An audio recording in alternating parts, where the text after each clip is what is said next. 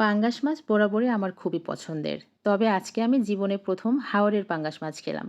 আর এই মাছের স্বাদটা এতটা বেশি যে এর স্বাদ আমার মুখে সারা জীবন লেগে থাকবে।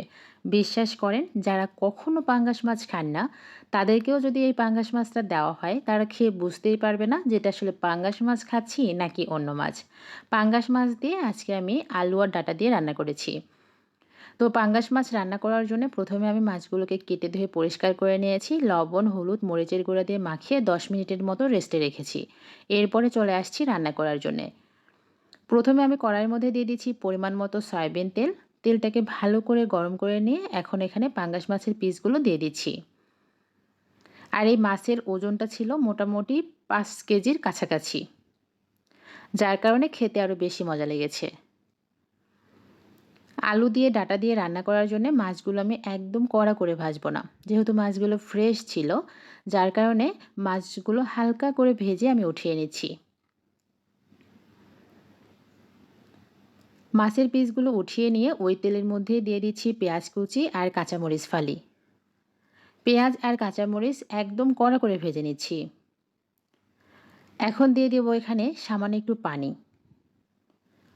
দিয়ে দিচ্ছি হলুদের গুঁড়া, মরিচের গুঁড়া, জিরা, ধনিয়া গুঁড়া আর সাথে দিয়ে দিচ্ছি স্বাদমতো লবণ। রসুন বাটা, জিরে বাটা, আদা বাটা 1/2 চামচ করে ব্যবহার করেছি। সব কিছু একসাথে মিশিয়ে নিয়ে এখন এখানে দিয়ে দিচ্ছি টমেটো। আমি এখানে 2টা টমেটো ব্যবহার করেছি। এখন মশলার সাথে টমেটো ভালো করে নেড়েচেড়ে মিশিয়ে কষিয়ে নিব।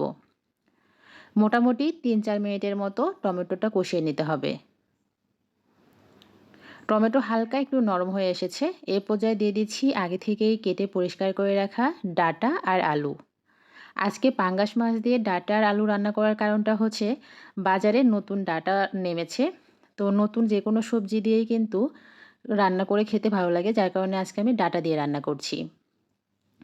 আলু আর ডাঁটা আমি পানি ছাড়াই কষিয়ে নিয়েছি। ডাঁটা থেকে কিন্তু অনেক পানি বের হয়, যেটা দিয়ে ডাঁটা খুব ভালোভাবে কষিয়ে নেওয়া হয়ে যায়। মোটামুটি আমি 10 মিনিটের মতো কষিয়ে নিয়েছি। এখন দিয়ে দিচ্ছি এখানে ঝোলের জন্য পানি। আমি 1.5 কাপ পরিমাণ পানি দিয়ে এখন ভালো করে সব কিছু নেড়েচেড়ে মিশিয়ে ঢাকনা দিয়ে ঢেকে দিচ্ছি।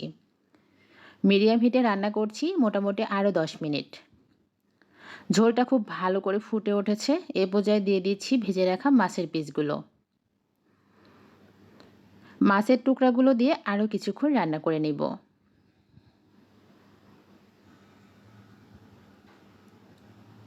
আমার রান্নাটা কিন্তু একদম হয়ে গিয়েছে। আমি কিন্তু এ পর্যায়ে একটু জিরে গুঁড়োটা দিয়েছি, যেটা দেখাতে ভুলে গিয়েছি। নতুন আলু আর ডাঁটা দিয়ে পাঙ্গাস মাছের এই ঝোল রান্নাটা আমার একদম হয়ে গিয়েছে। আর গরম গরম ভাতের সাথে এটা খেতে একদম অমৃত। যারা পাঙ্গাস মাছ পছন্দ করেন অবশ্যই বাসায় একদিন এভাবে রান্না করে খাবেন। আশা করছি ভালো লাগবে। তো সবাই ভালো থাকবেন। Thanks for watching. আল্লাহ হাফেজ।